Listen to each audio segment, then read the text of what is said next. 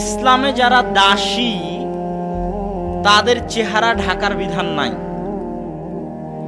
তো কোন দাসী যখন চেহারা ঢেকে বের হতো তখন ওমর রাদিয়াল্লাহু তাআলা আনহু চেহারা খুলে চলতে বলতেন দাসীদেরকে। কেননা চেহারা ঢাকা হচ্ছে, পর্দা করা হচ্ছে।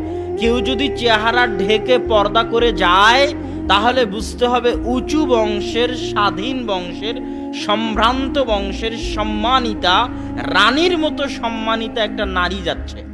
আর চেহারা খুলে যাচ্ছে মানে ৩ নম্বর শ্রেণীর বেন্যের সন্তান, অসভ্যর সন্তান, নিম্ন শ্রেণীর বংশের, যার সম্মান নাই, মর্যাদা নাই, যে নিজেকে দাসী হিসেবে প্রমাণ করতে চায়, যে নিজের চেহারা বিক্রি করতে চায়, বাজারে বিক্রি হতে চায়, সে অসভ্য ৩ নম্বর শ্রেণীর বেন্যের সন্তান হেঁটে যাচ্ছে পর্দাবিহীনভাবে। এটা বুঝতে হবে, এটা অনুভব করতে পারলে শিখতে পারবেন।